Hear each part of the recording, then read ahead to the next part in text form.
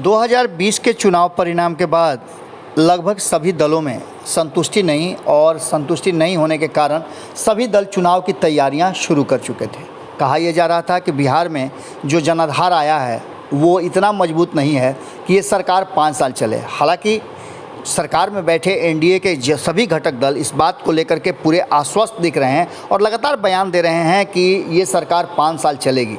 लेकिन तैयारियों को देख करके आपको लग रहा होगा कि कहीं ना कहीं इस सरकार के गिरने का अंदेशा ज़रूर आ रहा है। और वहीं ये भी कहा जा रहा है कि कहीं ना कहीं तैयारी नीतीश कुमार, भारतीय जनता पार्टी और आरजेडी तीनों ही कर रहे हैं चुनाव की तैयारियों की। खास करके अगर जदयू की बात करें तो जदयू में लगातार जिस तरह से बिहार दौरा का कार्यक्रम चल रहा है नेताओं का, उसे देख करके और भी कई तरह की बातें चल रही हैं। उतना ही नहीं, कई ऐसे जो जिला पदाधिकारी बनाए गए हैं वो अपने क्षेत्रों में जा रहे हैं।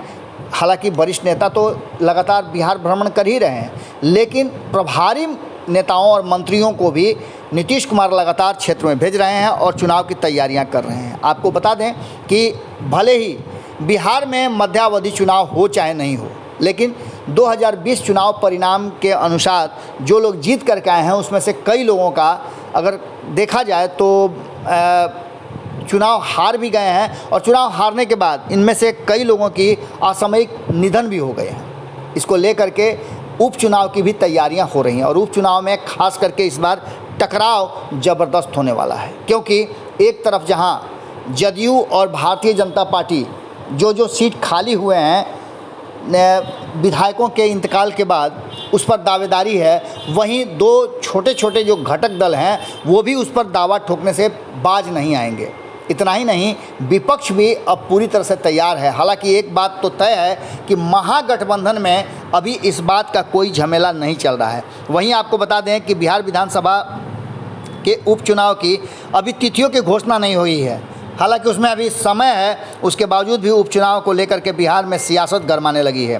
तारापुर और कुशेश्वर स्थान पर होने वाले उपचुनाव को लेकर नेता प्रतिपक्ष तेजस्वी यादव भी लगातार अपना दावा ठोक रहे हैं और दोनों ही विधानसभा में उपचुनाव को लेकर के वो काफ़ी आशान्वित हैं कि इस बार 2 सीटों पर उनकी जीत तय मानी जा रही है। तेजस्वी यादव ने अपने कार्यकर्ताओं को इसके लिए पूरी तरह से तैयार रहने की बात कही। कल ही आपने देखा होगा कि जिस तरह से वो इन क्षेत्रों से लोगों के आए हुए लोगों के साथ मीटिंग कर रहे थे और इस क्षेत्र से कई लोगों को उन्होंने अपनी पार्टी में शामिल कराया। कई वरिष्ठ नेताओं ने पार्टी का दामन पकड़ा है आरजेडी का।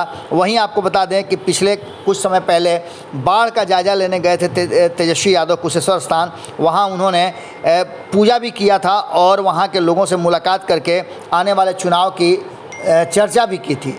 इतना ही नहीं, इससे पहले भी आपको हमने बताया था कि तारापुर के लिए नीतीश कुमार ने अपने सबसे विश्वस्त 2 मंत्रियों को भेजा था, जिसमें अशोक चौधरी और संजय झा लगातार वहां मीटिंग कर रहे हैं और लोगों से मुलाकात कर रहे हैं।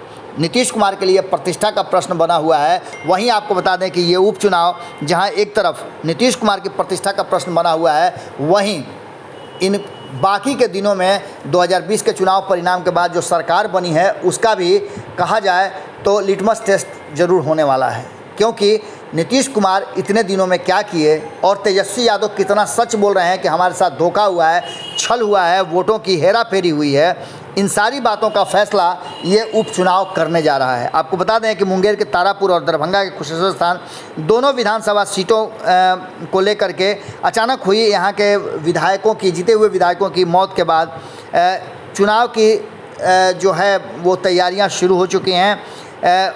इन सारी बातों में अब इतना तो स्पष्ट नज़र आ रहा है कि दोनों ही खेमे, हालांकि ये दोनों ही सीटें जदयू की थी, लेकिन दावेदारी तेजस्वी यादव ने ऐसा कर दिया है कि प्रतिष्ठा का प्रश्न दोनों ही नीतीश कुमार के लिए बन गया है। अब देखना होगा कि नीतीश कुमार की प्रतिष्ठा बचती है, यानी नीतीश कुमार की प्रतिष्ठा बचाने में उनके घटक दल साथ जुड़ते हैं, या फिर तेजस्वी यादव जिस तरह से अपने महागठबंधन को एकजुट रख करके अपनी दावेदारी ठोक रहे हैं और जीत का दावा कर रहे हैं, वो नीतीश कुमार को फिर से एक बार बैकफुट पर लेकर के जाते हैं। क्या होगा ये तो आने वाला समय बताएगा, लेकिन ये इतना ज़रूर तय करेगा कि आने वाले बिहार के भविष्य में अगर चुनाव होते हैं तो क्या परिणाम आएंगे और जनता का मूड क्या है, ये ज़रूर ये 2 विधानसभा क्षेत्र के चुनाव बताएंगे।